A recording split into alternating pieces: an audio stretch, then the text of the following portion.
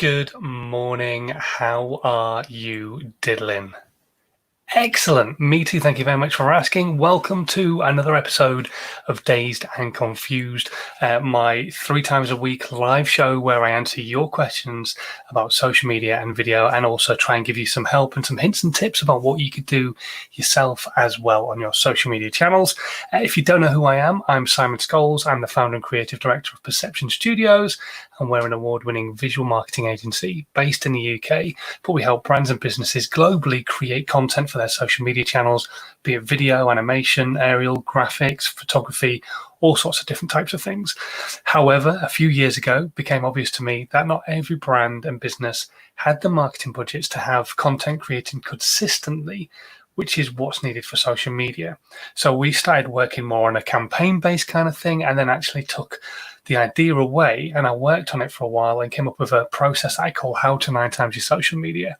I turned it into a book which went to #1 on Amazon, and you can download that for free until August. So get hold of your free copy right now. It's available in the description, which is a link down in my pants, and you can go and download it for free until August. So go and get your free copy right now. And it takes you through the whole process that I use with my clients, my customers, which is basically, where do you start with content creation and where do you finish with content creation and everything else that goes in between. So hopefully that's what you're here for. You're here for a little bit of help, me to try and help you start getting on that content creation journey. We're live currently on Periscope, Twitter, YouTube, 3 Facebook groups, and Instagram as well. And hello to Jackson, who's just joined us, and Loving the Brothers author as well, who's just joined us on Instagram Live, and Ed, who's joined us on Facebook too, and everybody else who's joined us too. Hopefully you can make life easy for me and just say hello in the comments right now. It'd be good to see some different faces as well. As much as I love seeing all the usual people popping in and saying hello, it's always nice to see new people too. So come and say hello if you are brand new to the broadcasts. Today, we're going to be talking about the one subject that I pretty much cover off every weekend, because, well, it's essential, because it's not good if you don't do this. Weekend content. How many people watching this can honestly say they make content on a weekend? Now, I know 1 or 2 of you will do, because it's where your content is particularly aimed at, but a lot of people and a lot of brands and a lot of businesses down tools on a Friday, 5 o'clock, the door closes, the computers get turned off, and they never go back to their social media again until Monday. And that is probably one of the biggest mistakes you could ever make. Because if you are a small business, being online on a weekend is a huge opportunity for you to find new customers, because new people are using social media on a weekend. Now, this might not necessarily work for the larger brands who everybody already knows, but those smaller companies who are selling a product that nobody's ever heard of, if you down tools on a weekend, you really are missing out on that huge opportunity of talking to so many new people, because there are people right now in an office who will not see this piece of content, but then maybe this weekend they will see some content of mine because they're on social media on a weekend, but not during the week. Because who can honestly say they have time during the week? If you've got kids and you've got family and you've got a full-time job, the last thing you're thinking about during the week necessarily is spending a heap of time on social media. I'm not to say people don't go on social media, because that would be completely false. Most people go on social media at some point or another in the day. However, they spend more time on it on a weekend because they have the time available to do that. If they don't have kids, they can stay in bed, scroll through the phone.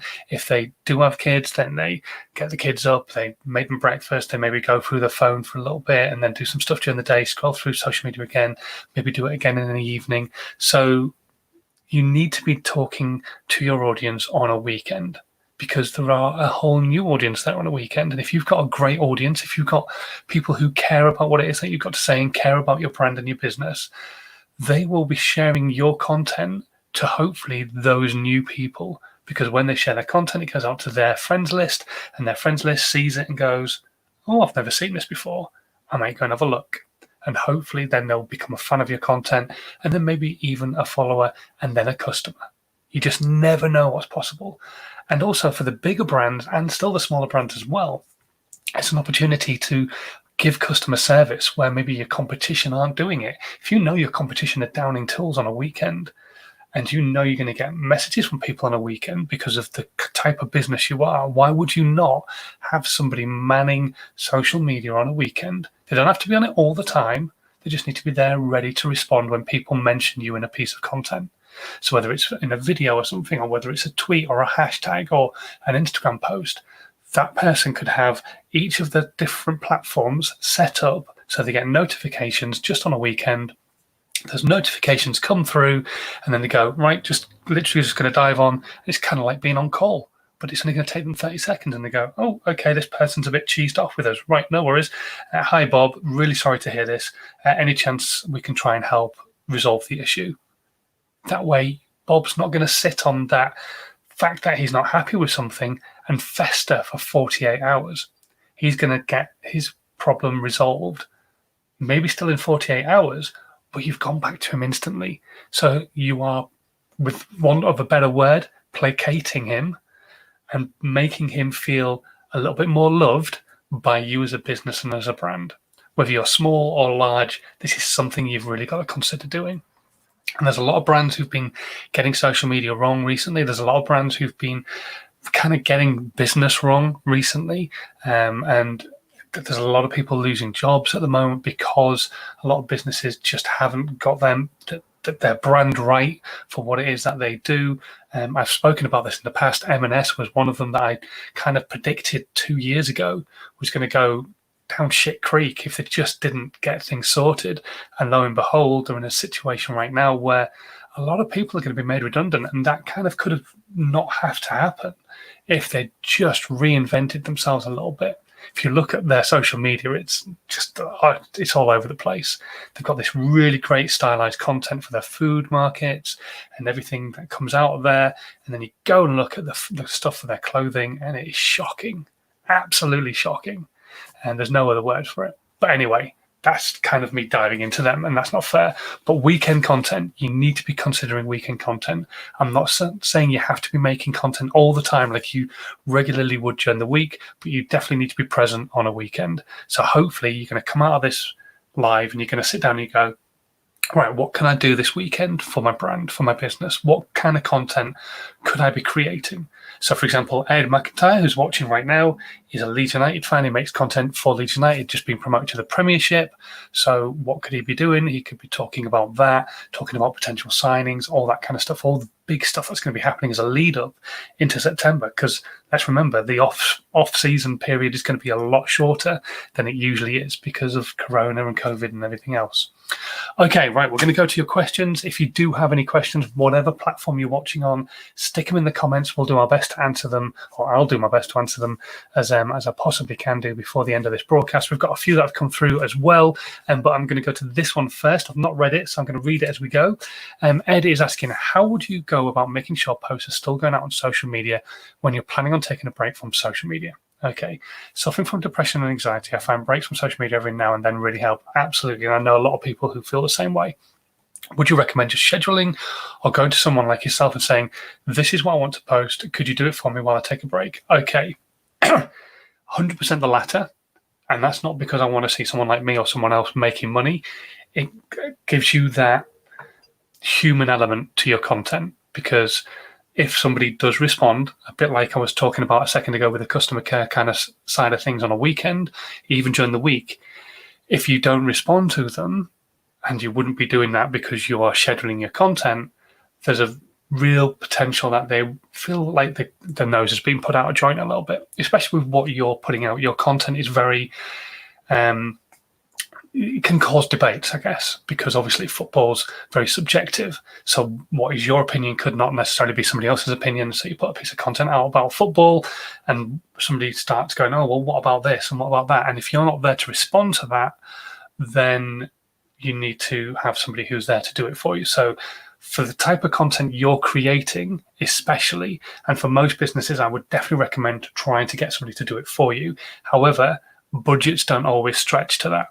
So what you then have to be really careful about is putting out content that is giving 100% value, but not necessarily going to create a conversation with whoever's going to consume it. Now, yes, you're still likely to get maybe one or two people comment or something like that, but hopefully that's not going to be so much of an issue. But fingers crossed, the content that you create, because it is so generic and so non-conversational and not asking any questions and not asking for any interaction, even if somebody interacts with it, they're not necessarily going to expect a response. But you've got to be very clever with how you write your content. The other thing I would say as well when it comes to scheduling, and I did cover this off the other day, is that you 100% use the platform's ability to schedule if they have it. So Facebook, for example, has the ability to schedule. Twitter is slowly drip feeding it out. I've got it myself, but not everybody has the ability to schedule on Twitter on a laptop or on a desktop. There are other apps out there that you can use. Obviously, Hootsuite can help you with Twitter, and Twitter doesn't punish as much for scheduling. If you're going to schedule onto Instagram, try and use Later, but it does cost money. But it is partly owned by Facebook, so they don't punish the content as much as other platforms, although I am a huge fan of Tailwind. But yeah, that's how I would go about it. Look, if you've got the money, definitely find somebody to help you putting the content out, even if it's just a case of going, look, I've got the content here, I just don't want to be the one putting it out because I want a bit of a break, I want to step away for a while, and just give them the content and say, this goes out here, here, here, and here, and then just have them as a community manager almost and able to respond to the comments that people are going to put in. So they're not even necessarily a social media manager, they're just going to manage the community when people are responding to what you've got to say. And also doing a bit of outreach as well for you. A good community manager should be doing that, especially when they're getting paid for the privilege anyway of using social media. So that's kind of what I would look at. Hopefully that helps a little bit, Ed, because I do understand a lot of people definitely need to take time out from social media from time to time. Right, let's have a look if anybody else has joined us on Instagram. Not at the moment. Okay, right. Let's go to the questions. So Carly is asking this question. She came through on email the other day. How do I get more subs on YouTube?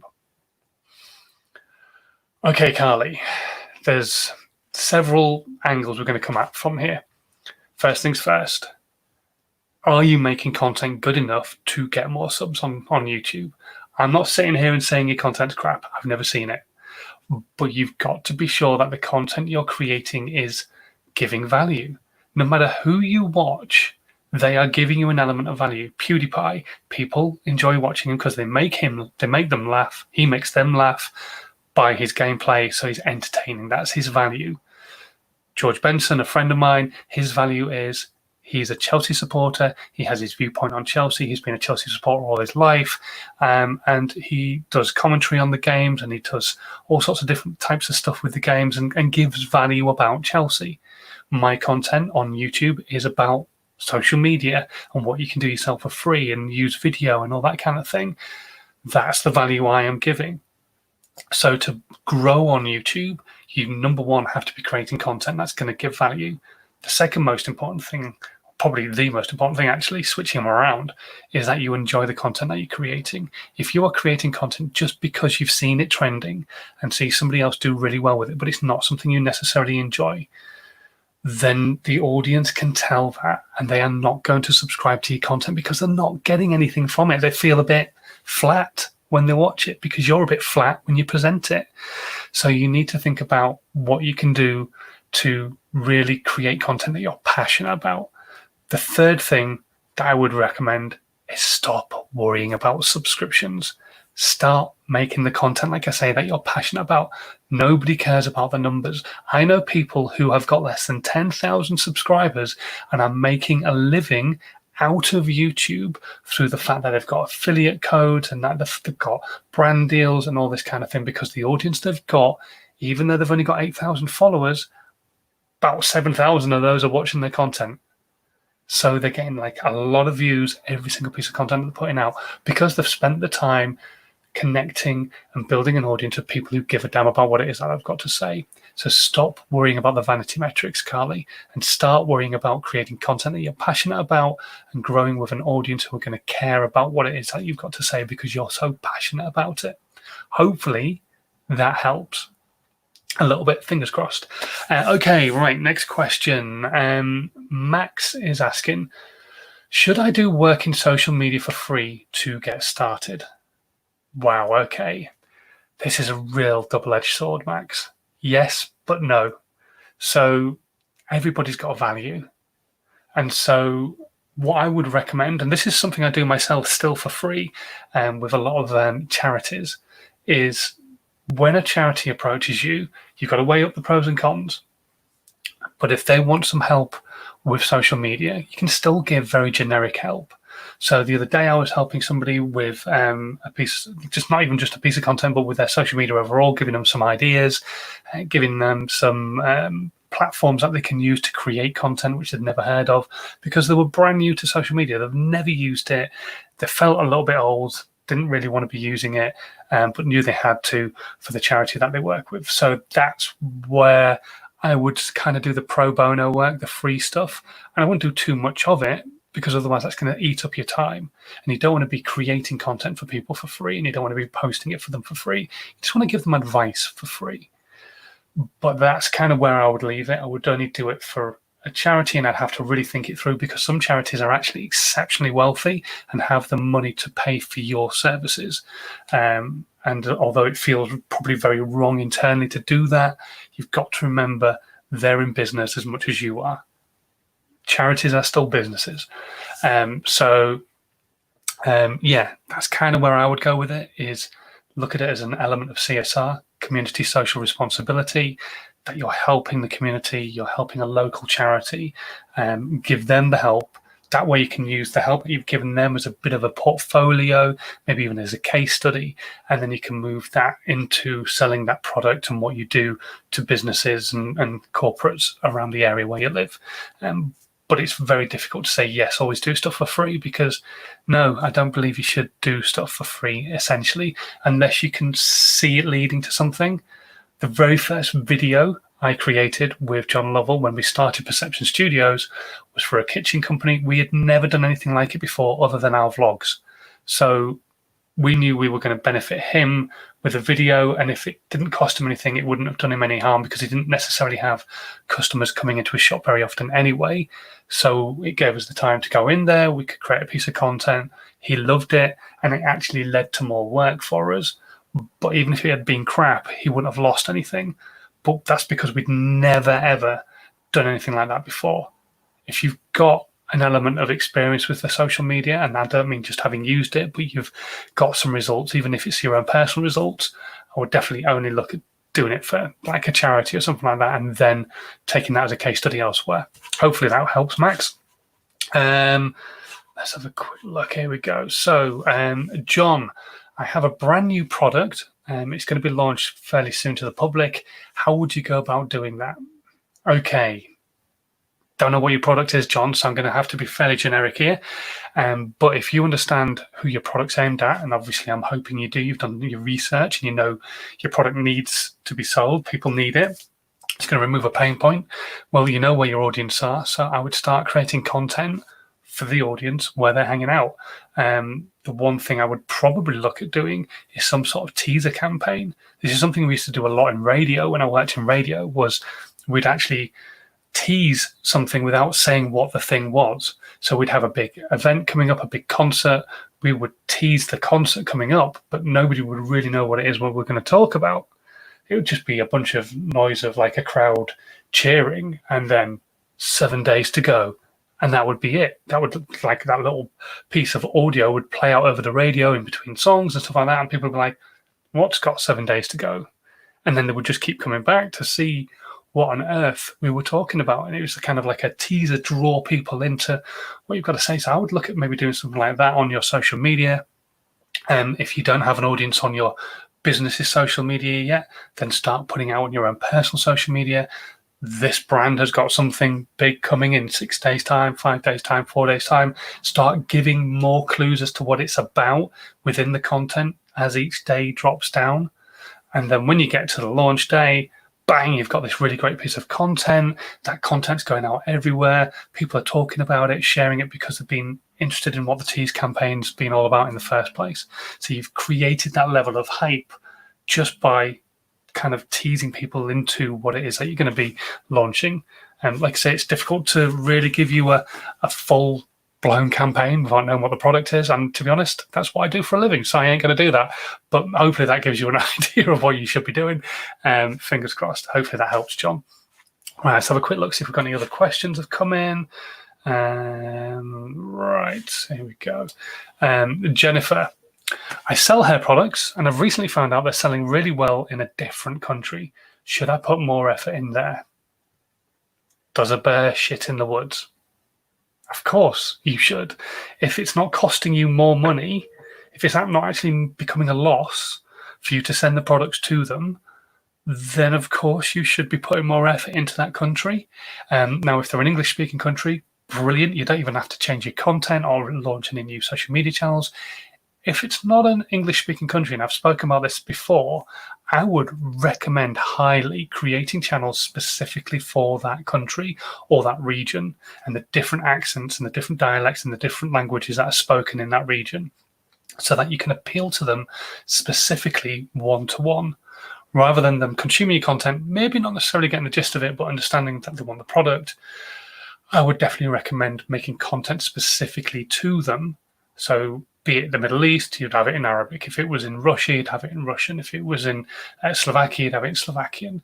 I would definitely recommend having content created to that particular country if it's a different language, and have a channel specific to that as well. So I could have Simon Scholes Social Media Coach or How to 9 Times Your Social Media in English, but then might see that my content's performing really, really well in, I don't know, Brazil. So then I go, right, okay, it's performing really well in Brazil. Well, I don't speak Portuguese.